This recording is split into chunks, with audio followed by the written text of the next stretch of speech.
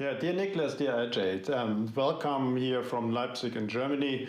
And I will give you an overview on the focus on CTO, in particular on indications and classifications. And we just had the poll regarding, so is it indicated? For sure it is indicated, but we will have to discuss also the data, what we currently have for CTO recanalization. These are my conflicts of interest, mainly the funding we got for all the trials that we have performed in patients with cardiogenic shock. So when we talk about this CTO, CTO by definition is a complete occlusion with a TME zero flow of more than 3 months. So this is the ordinary definition of a patient having a CTO. And based on the different registries, these are the data from the syntax trial, as you can see it here, between 10, maybe 20% of the patients have a CTO. And in the syntax trial, as you can see it here, there were roughly 20% of the patients having a CTO in the randomized group of the PCI in comparison to the CABG patients. And when we now look for the treatment reality of patients with CTO, currently roughly 10 to 15% of the patients undergo an attempt to recanalize the CTO. And based on a Canadian registry, as you can see here, in 17% of the patients we have multiple CTOs in these patients, and the majority of CTOs is located in the RCA. And 20% roughly in the LAD, and roughly 18% in the left circumflex. Important for the decision on techniques, which you will see later on the next talks, it is very important to look for the cap, that we have microchannels, which is also very important to consider. Also the distal cap is very important. And that are also all these things what we have to consider when we are talking about CTOs. Now looking for indications, which is very, very important. So first of all, we do it for symptoms. And as you can see it here, symptoms, what are the data for it? Based on data, registry data, as you can see here, there's a significant improvement if you treat and recanalize a CTO, as you can see here. But we also have randomized data. So we have data from the Euro CTO trial, which was a randomized trial, and as you can see here, was a significant improvement in patients with CTO recanalization with respect to angina frequency, with respect to physical limitations, and also with respect to quality of life. So randomized data clearly show that there's a significant symptomatic improvement for patients undergoing CTO recanalization. Next question is are there data for prognostic, for prognosis? First of all, we have to look data for patients undergoing successful PCI of a CTO in comparison to a non-successful CTO recanalization attempt. Like always, these data are biased. And as you can see it here, these are registry data published, many of these meta-analyses showing if you are successful in recanalization of the CTO, the patient has a better prognosis. Other data from the SCAR registry in Sweden, you can see it here, if there is a CTO which is present, also mortality is much higher. And in case you are able to recanalize the CTO, you have a reduced mortality. However, registry data, they are always prone to bias, and we need more randomized data on this. Now looking for data, complete revascularization in comparison to non-complete revascularization with respect to prognosis. Looking for this is our data from the syntax trial, where it clearly can show where it has clearly been shown that successful complete revascularization led to a reduction in all-cause mortality and a reduction in major adverse cardiac events, as you can see here. There's also a meta-analysis, as you can see it here. Successful complete revascularization leads to significant lower mortality, either for patients undergoing PCI as well as for patients undergoing CABG, as you nicely can see here from these relative risk in this meta-analysis. Looking for data, CTO recanalization in patients with reduced left ventricular ejection fraction. Once again, we have a meta-analysis, and I will always show you these meta-analysis registry data in patients with reduced ejection fraction at baseline. CTO recanalization clearly showed a significant improvement in left ventricular ejection fraction, whereas patients with normal ejection fraction, they have no benefit at all, which is clear because they already have a normal ejection fraction at baseline. Now, looking for, once again, randomized data. Now, optimal medical therapy in comparison to optimal medical therapy plus CTO recanalization. Prognostic data, what do we have? The largest trial now is the Decision CTO trial, as you can see it here, which did not show a benefit with respect to MACE, according to the Decision CTO trial. And however, what you always have to consider, is it the as treated, is it the intention to treat analysis, is it a per protocol analysis? And as you can see it here, there was a significant crossover rate of roughly 20%. That's the reason why you always have to look also for the as treated population. And in the as treated population, this is a busy slide, you can see that there was a trend towards an improvement in cardiovascular mortality, and there was a significant reduction in overall MACE. So at least few data, randomized data, showing some improvement for these patients undergoing CTO recanalization. And there's a recent meta-analysis putting all the data together from randomized trials and propensity score adjusted studies where there was a significant mortality reduction. However, no clear single randomized trial which has shown a mortality reduction.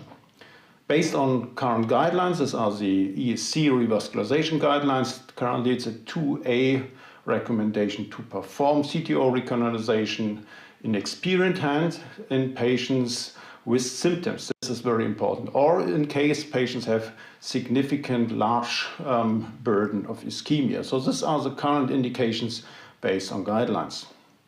Now, when we are talking about CTOs, and we also will see the data and also some cases, like always, it's important to have scores. Currently, we have many scores. Maybe we have even too many scores, and I will just focus slightly on some scores. Advantages, we can predict the success rate or maybe also the failure rate if we do a CTO recanalization. Disadvantages, all these scores are kind of subjective. This is also something what we always have to consider when we are looking for CTO recanalization. So probably the most widely used one and the oldest one is the JCTO score, the Japan CTO score, where you have to look for the stump, where you have to look for calcification, where you also have to look for banding or tortuosity, where you also have to look for lesion lengths, and based on this, and also if it is the first approach or is it a failed approach which is being attacked the second time, and based on this you get different risk categories. As you can see it here, the higher the higher the complexity, the lower the probability will be that you will be able to recanalize the CTO. There are other scores. I don't want to go into too much detail into this. So just to mention them, so there's the progress CTO score, where you can see on the right lower side of the slide, there's the ROC curve. This score is very similar to the JCTO score in the prediction of success for recanalization of a CTO. Another score is the recharge score, which you can see once again here. Like always, there's banding, there's calcification in, which is always important for the prediction of the success.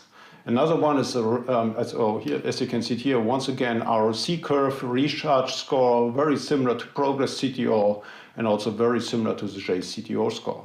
A newer one is the Castle score from the Euro CTO club, which includes cabbage, age, stump, tortuosity, length, and also severe calcification. Based on this new score, you can once again see the more the complexity is, the lower the success rate for CTO recanalization.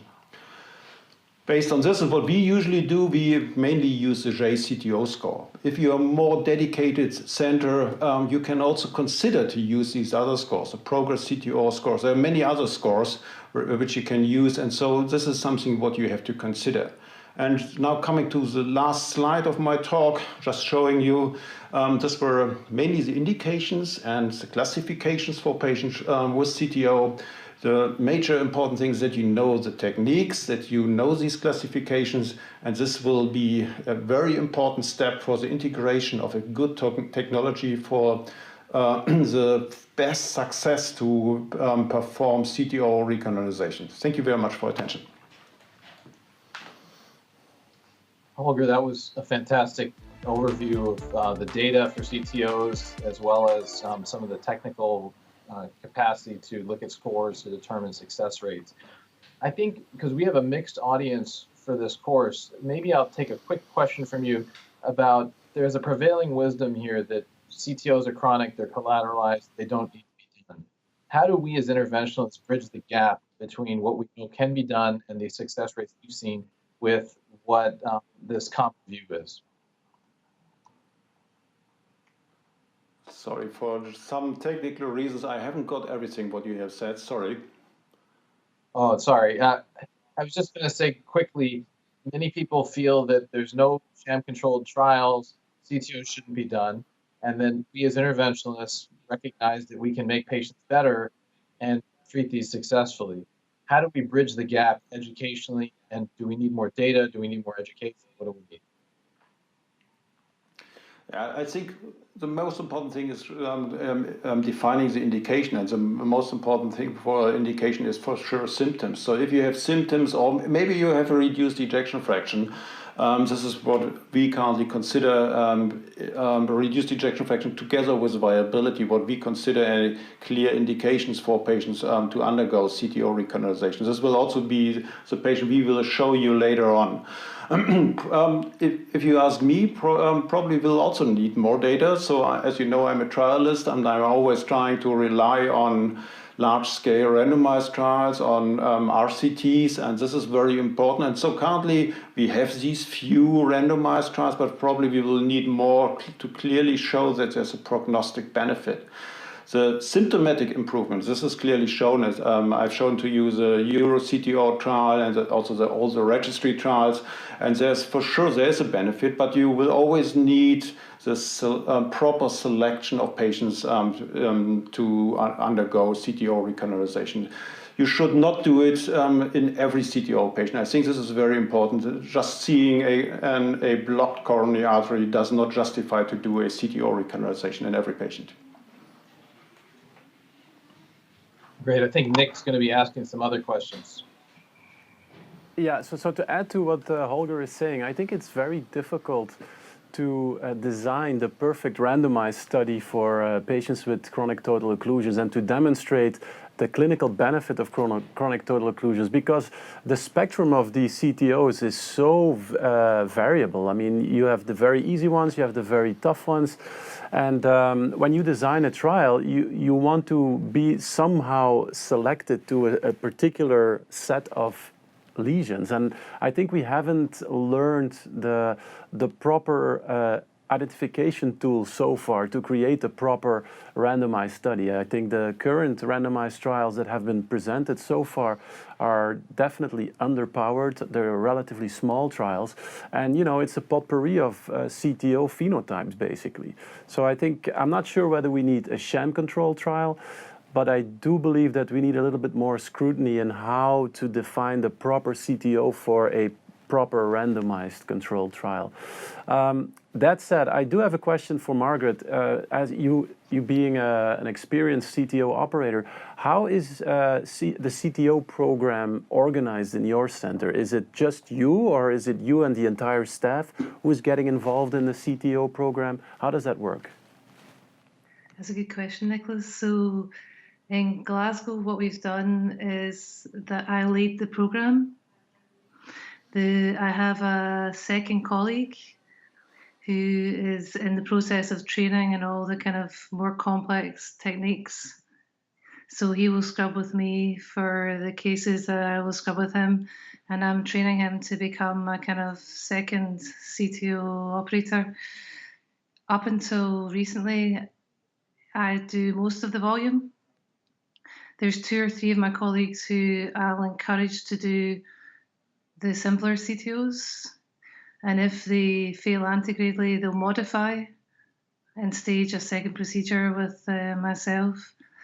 So I think, especially when you get into the more complex techniques like ADR and RDR, that you have 1 or 2 dedicated operators in a center of our size to keep your complication rates down and your success rates high. Yeah, I mean, I would agree completely. We are challenged in the CTO space with aggregate success rates that are approximately 60 to 70%. And that's one of the reasons why the trials are also hard to do too, because if you're only successful 6 out of 10 times, then how are you going to show a benefit? So at our center, our success rate, just like many other centers that have high-end training and retrograde, are up around 90%. We actually feel that pushing it higher than that actually incurs more risk to the patients. We could be more successful, but we have more complications as well. And what we do is we tend to regulate who does CTOs. So if you come to our cath lab, CTO is going to be done by a few designated operators so that the experience is the same, irrespective of who the patient is and who the operator is primarily taking care of the patient. The other thing that we've introduced recently is, sorry, Nicolas. Oh, go ahead. We've introduced a dedicated CTO MDT and M&M, and that's been really helpful actually. So the other interventionalists will refer the cases through the CTO MDT, so we can adjudicate appropriateness and plan the cases ahead. So Ajay, maybe a brief question in terms of training of fellows. Are they also involved in training CTO procedures? So do they get to learn and do during their fellowship retrograde procedures, for instance? Yeah, so we have a second year of fellowship training that is specifically oriented on CTO, complex multivessel disease, hemodynamic support, and beyond. We felt that basic level of training is going to be there, but for an ECGME fellow, that's the U.S. accrediting body, you really need to start doing a lot of cases to be facile at some of this. There are other programs, though. I know Bill Lombardi in Seattle, for their regular fellows, they do get experience doing these types of cases. But in our institution, that's only typically in the second year of training. Yeah, I think it's fair to say that PCI is not just a regular PCI of CTOs is not just a regular PCI, and at least for me as a non-CTO operator, I do them, but we have preserved in our center the CTO program to Roberto Diletti and Jeroen Wilschut, so 2 of our colleagues who take care of the bulk of the program. And the moment we anticipate quite long procedures, then those cases will be presented to them.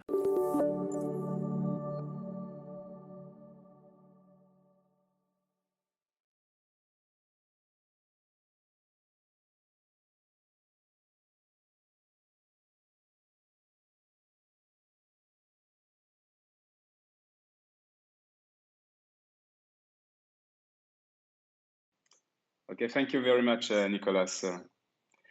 So let's talk about the essentials on integral CTO techniques. So here are my disclosure. Okay, one of the most important thing, apart from the golden rules like bilateral injection, large enough guiding catheters, minimizing the amount of contrast, and monitoring the X-ray exposure for the patient, it's really mandatory to perfectly know the material and the devices that you're going to utilize for your CTO, and particularly from the antegrade techniques, because there are a lot of things. It goes through several microcatheters and a large toolbox in terms of wires. So you have to understand what are the properties of these devices. As for example, if you want to track through a lung tissue, you may have to use the Fielder XT-A or XTR. If you want to puncture, maybe a Confianza Pro 9 or 12 and so on. So it's really paramount to understand the material that you're going to utilize. So there are various ways to cross a CTO. I'm going to focus on the integrate part, as it is the topic of my lecture. But basically, what you can do is to, from an integrate standpoint, go for a wire escalation using stiffer and stiffer, higher tip load wires. But you can also go for a dissection and reentry technique. It's more or less the same thing from the retrograde aspect, but it's maybe more important on the integrate side, decide whether to use a wire escalation or a dissection reentry technique. And we decide between both techniques depending on the aspect, the anatomical aspect of the CTO. And Holger has driven us through the JCTO score. That is the most utilized score. And you understand that the more complex is the CTO, the more towards dissection and reentry techniques you will be oriented. As for very simple CTOs, you may utilize the wire escalation. But if I had to select two very simple items to decide on the best technique to start with, I would say that first, the CTO length, to my opinion, is one of the most important factors. If you have a CTO that is more than 20 millimeters in length, that is one of the items of the JCTO score. It may be really difficult to remain from A to Z, from the proximal cup to the distal cup, within the true lumen of the vessel. And you may enter at one point in the subintimal space, and that's why you are more prone to utilize the dissection and reentry technique. Also, I do believe that the bends, the tortuosity of the vessel that you're going to tackle is going to be one of the indicators for the type of technique that you're going to use. If you have a very tortuous vessel, a wire escalation with stiff wires may end up with some perforation, while tracking through the subintimal space makes more sense, and it's going to keep safety for the patient. Let's keep in mind, it's not a technical challenge. It's reopening the vessel in the safest way possible for the patient in a short procedure with minimal amount of contrast. So in some situations, dissection reentry techniques totally make sense.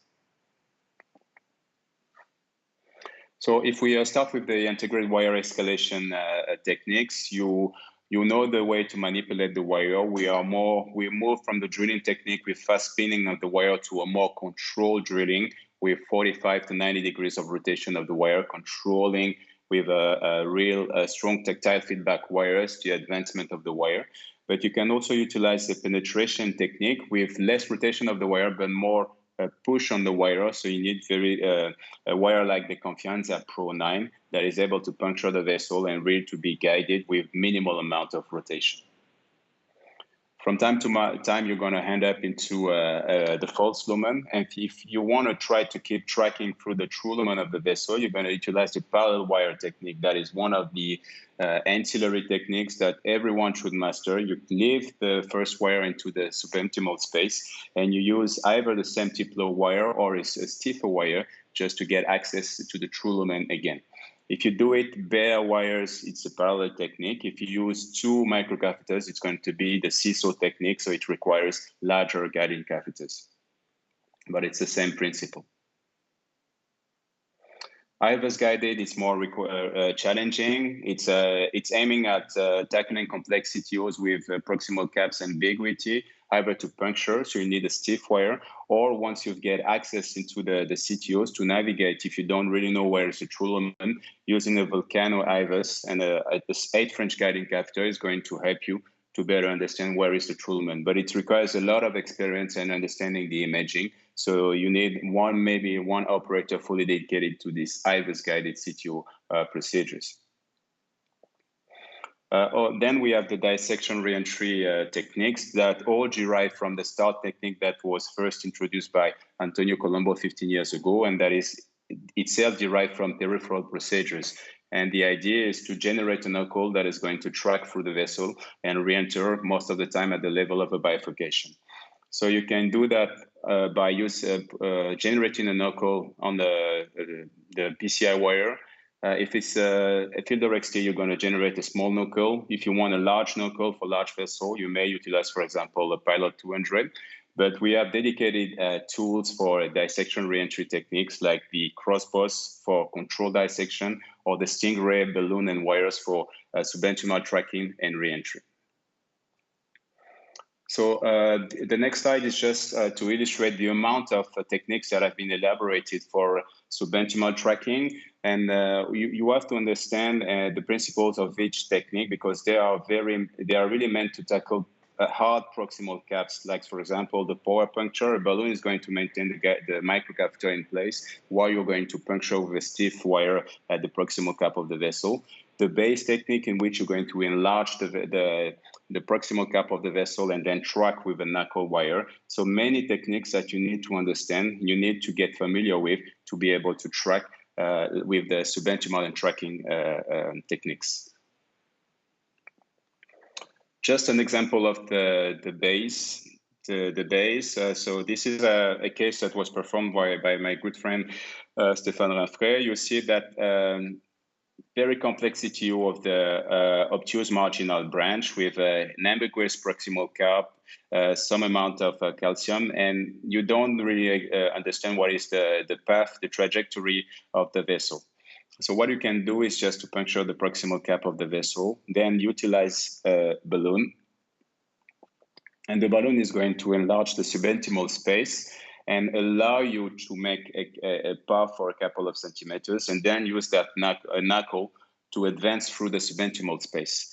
A fielder XE very soft is maybe the best option when you are dealing with very small vessels. This way you're not going to enlarge too much the suboptimal space. And then by using a stiffer wire like the Gaia 3, for example, or a Confianza, you can re-enter the vessel distally, avoiding the bifurcation and making sure that you preserve all the branches.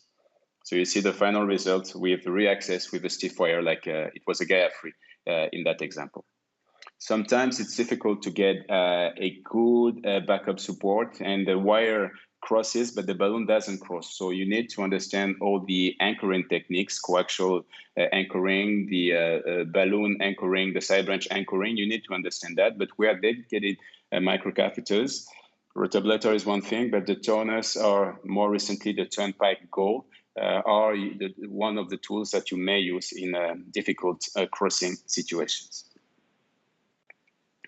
So to conclude very simply, what we can say is that a dedicated skill set and a perfect knowledge of the material that you're going to utilize for the integrate techniques is required, is necessary. So you need to master all the techniques and understand the material that you're using. Thorough assessment of all the features of the CTO, and in particular the length of the CTO and the tortuosity of the vessel is going to help you in your choice between the integrated wire escalation and the dissection reentry techniques. But we have to keep in mind that at the end of the day, all these integrated techniques are complementary with the retrograde techniques, and they have to be merged. And we're going to see through the next talk how we can combine things with the retrograde techniques. Thank you.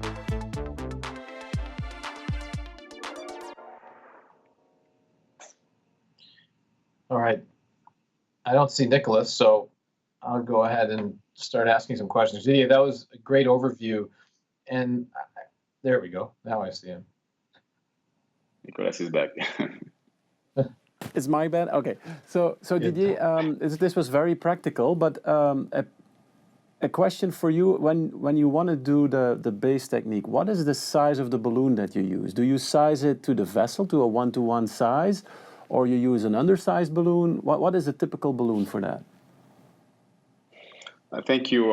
When you go to suboptimal dissection and reentry techniques, you need to use a properly sized balloon because sometimes you are facing actively calcified CTOs and you need to be able to enlarge enough the suboptimal space to be able to track. So I utilize a balloon that matches close to a 1-to-1 ratio the size of the vessel that I'm going to treat. So I think that it's really important to use a properly sized balloon for whatever technique you want to do. If you want to enlarge the subintimal space, the balloon should be big enough. Okay, practical Ajay, question. go ahead. I would ask is, how do we learn all these techniques? Because I think many interventionalists feel that they can do antegrade CTOs, they know how to do wires, but just from your talk alone, we could see how many different techniques there are. And you would think in an individual case, you need to be able to call upon any of them at a given time. So maybe Azeem, how do people familiarize yourself with these things? How can they escalate their own progress?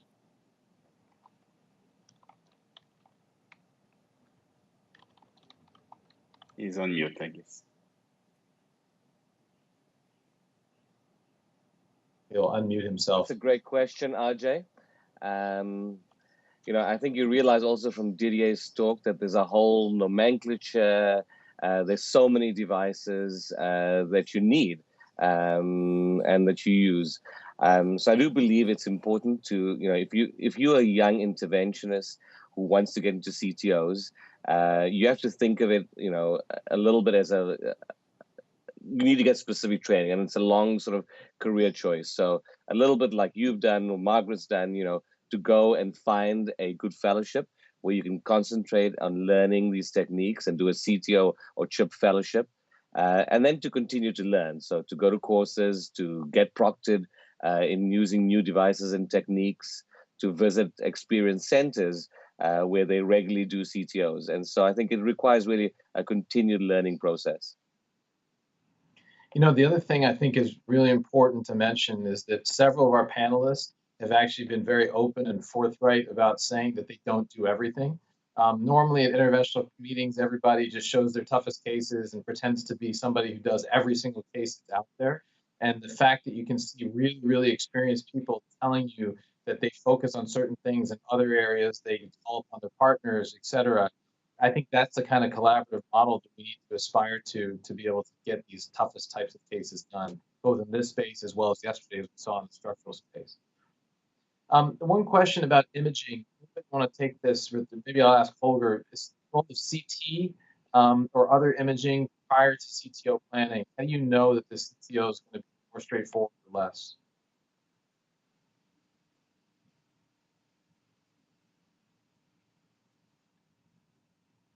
Improves the success rate, in particular for the CTO, for also score of CT may be useful because if you are not able to assess the length of the occlusion, CT can help you, and even if you are not sure where the distal landing zone may be, CT is also very helpful.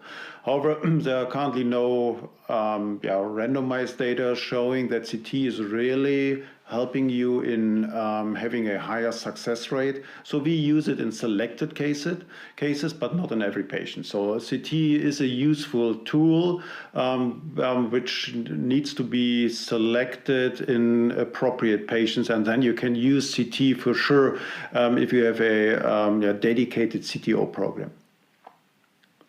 Maybe Didier, just briefly, complications. They're definitely higher with CTO procedures. Are they less with antegrade, more with retrograde, or does it just depend upon the individual patient? I think this is a very crucial point, Ajay. We have to be aware that the complication rate is slightly higher than in regular PCI. So that's why training and experience is really important, because you can quickly identify the potential for complications and treat the complications when they happen.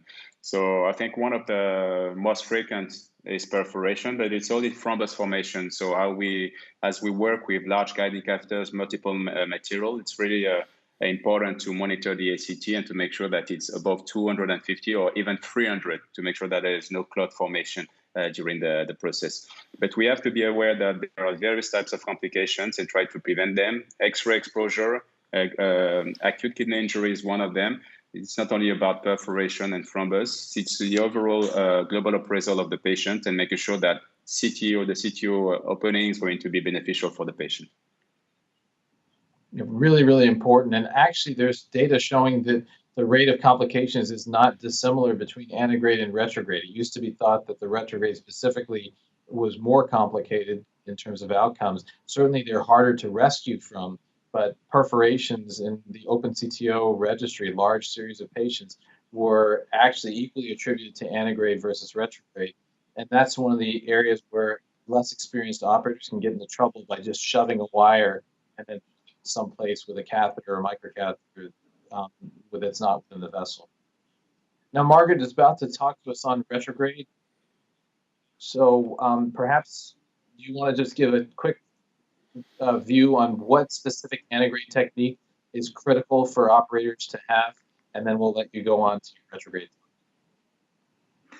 So I think that as Didier described, a very good knowledge of your wires and what to use in what situations for antegrade wiring, and to understand the concepts of escalation and de-escalation of your wires. And lastly, obviously, to get good experience at ADR and have someone who's very experienced in that to take you through that and teach you how to do that properly. That'll improve your success rate.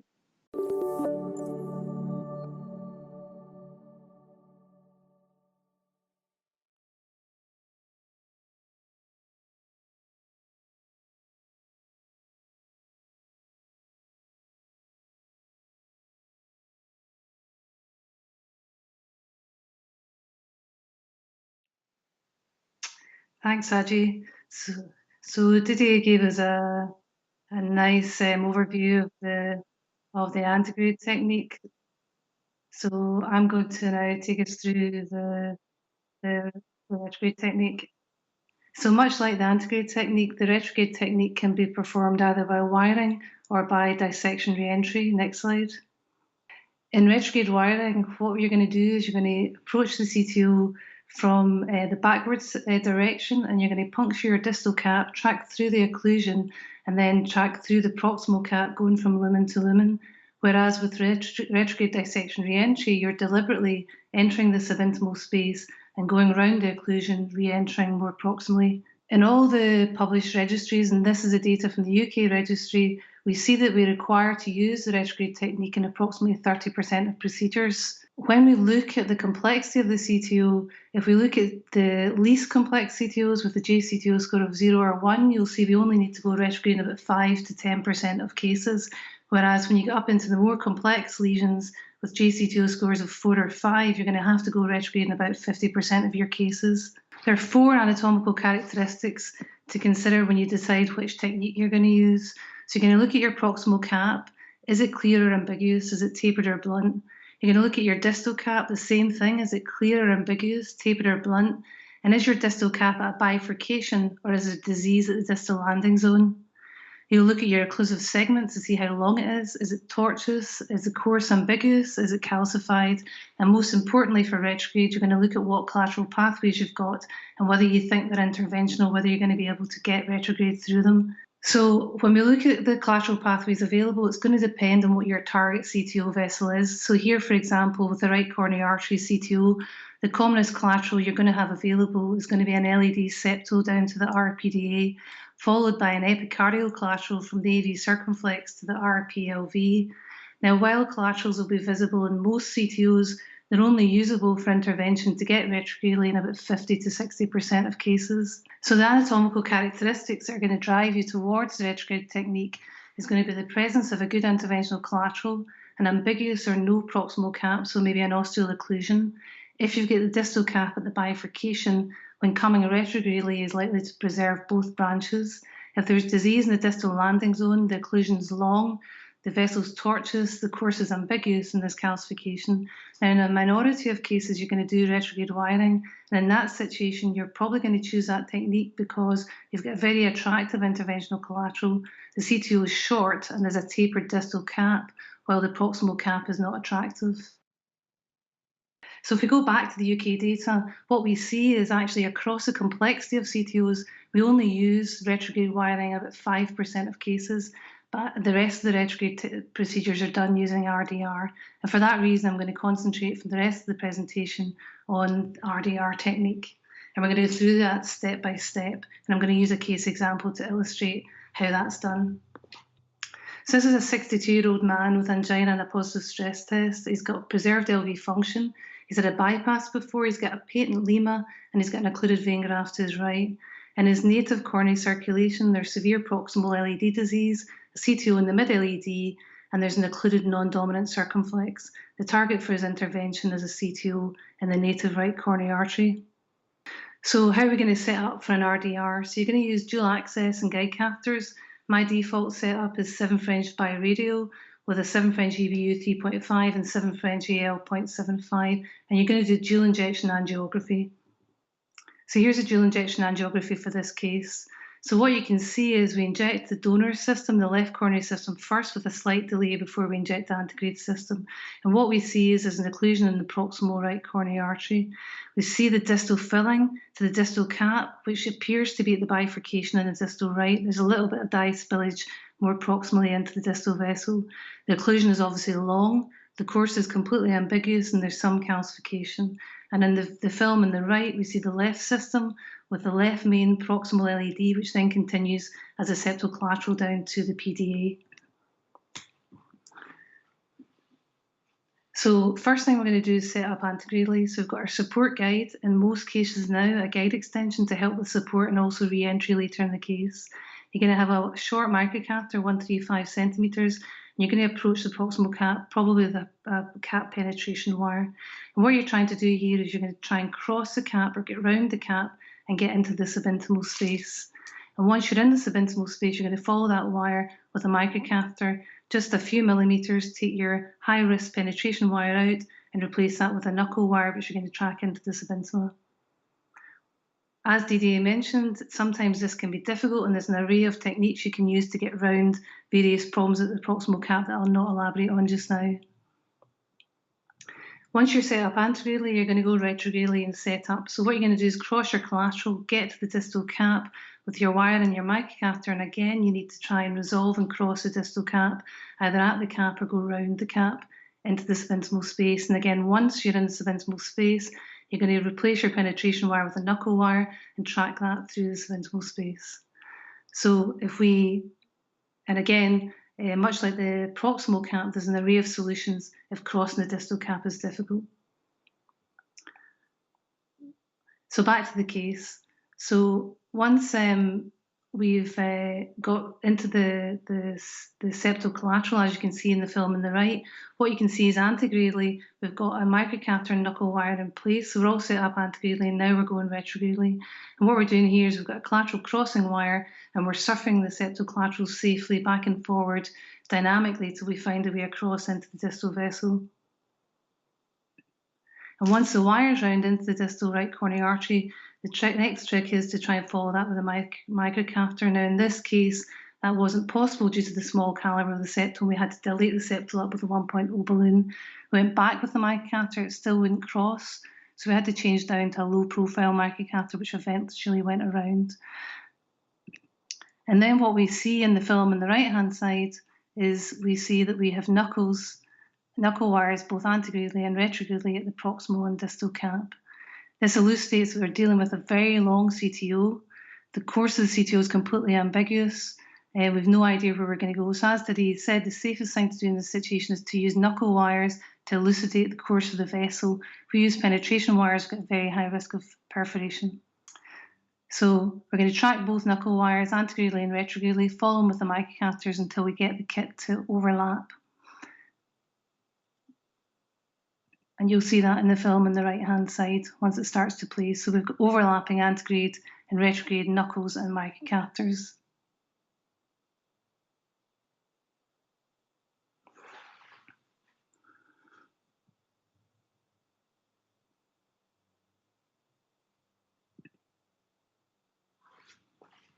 Okay, so here's an illustration of what we're seeing there. So now we've got overlapping knuckles and microcatheters. What we're going to do is we're going to take out the antegrade microcatheter and replace that with a balloon. Retrogradely, we're going to take out the knuckle wire and replace that with a re-entry wire. And now what we want to do is complete our connection between the antegrade and retrograde kit. So if we take a cross section of the vessel, this is what's happening. So we've got a knuckle wire antegradely and retrogradely in the subintimal spaces, but the spaces are not connected. So when we inflate a balloon in the antegrade subintimal space, it'll expand that space and get the two spaces to become connected. So what you see in this illustration is the retrograde wire entering the antegrade subintimal space. And just to go back to the guide extension, in addition to helping you with your antegrade support, the guide extension is very useful at this point, because when you come retrogradely with your wire, you can wire into the guide extension rather than having to wire all the way back into the guide catheter.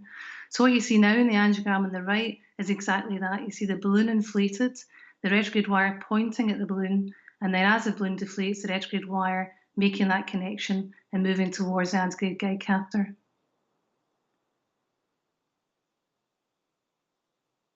Now, once your retrograde wire is in the antegrade guide catheter, you need to follow that with your microcatheter.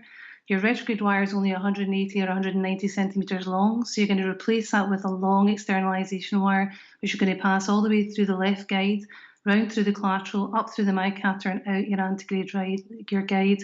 Now, with your externalized wire, you can just switch to work antegradely and perform conventional PCI. So you're going to balloon the vessel open. You're going to use IVUS in almost every case to identify your landing zones and size your vessels, and then you're going to place stents to cover all the occlusive disease. Conscientiously post-dilating and using IVUS to ensure you've got good stent expansion and apposition so you get good long-term outcomes. And what you see here on the right is you'll see the final result. Very importantly, at the end of the case, when you retrieve your retrograde equipment, you will put a safety wire across your septal and take a septal safety shot to ensure you don't have any perforation that you need to deal with. So just to finish, and coming back to the conversation that we were having before I presented about complications, this is a meta-analysis that was published last year of over 10,000 CTO PCIs, with about 25 to 30% of the cases done retrograde and 75% of the cases done antegrade. And as we discussed earlier on, you'll see that the lesions are more complex, the procedures are longer, there's more contrast, more radiation, and higher in-hospital adverse clinical events, including periprocedural myocardial infarction, the need for pericardiocentesis and contrast-induced neuropathy. There's also an increase in longer-term adverse events, including recurrent MI and target vessel revascularization. As Ajay discussed before we started there, a lot of this is actually driven by the complexity of the patient and the complexity of the coronary disease, and not necessarily by the procedures themselves. Thanks very much.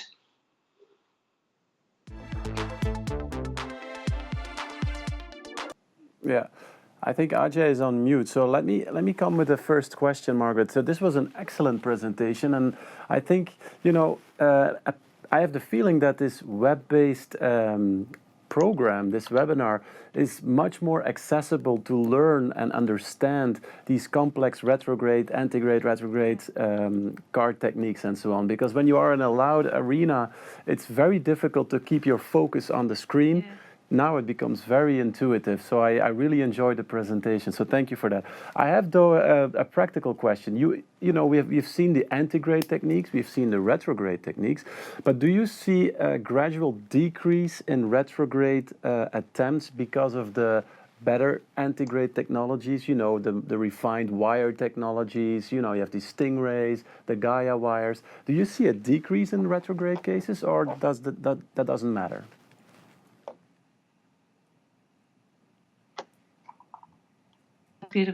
Improved our antegrade success rates, better microcatheters, better wires, dual lumen microcatheters, and as you said, the Stingray device as well. I think, though, what is happening in parallel to that is that we're seeing patients get older and represent with more complex disease. So there's a big growth in CTO PCI in the post-bypass patients, and they almost all need RDR because they've got long calcified tortuous occlusions. So I think we see a growth in both of those areas. So it is quite interesting to see the array of patients evolve, I suppose, as time progresses. Yeah, I think the other thing that's really important to recognize is if you don't do retrograde, then typically your success rate is going to be on average 10% or 15% lower than what it would be otherwise. And so that's why it's important to have all these techniques. So with that, I think that what we should probably do is sort of announce the poll results, and let's see what folks sort of said in terms of, you know, what's the data on CTO PCI. All right, so we have folks that are believers, 369 votes. Many say that it impacts clinical outcomes. That I think is encouraging, but I would stress it has to be for the right patients, which is exactly what Holger said from the beginning. Now we have a second poll. CTO PCI should be restricted to selected operators, yes or no? So this is the populist argument versus patient-oriented academic centers type of an argument. It'll be an interesting poll, and feel free to answer that as time goes on. I'm going to hand it over to Nick at this point, who I believe is going to be giving actually, we're going to the live cases now, correct? Yeah. So we're going to be introducing Erasmus. So Nicolas, do you want to introduce your colleagues? Oh yeah, so it's a great pleasure to get you all introduced to Roberto Diletti and Jeroen Wilschut, who are our CTO team here in the Erasmus University Medical Center. And they will perform a CTO case in parallel with Holger Thiele's center in Leipzig. Holger's folks will focus on an integrate approach, and the people here in Rotterdam will go for a retrograde approach. So I'm very curious to see what we'll have, and that we will be able to demonstrate the two fundamentally different concepts.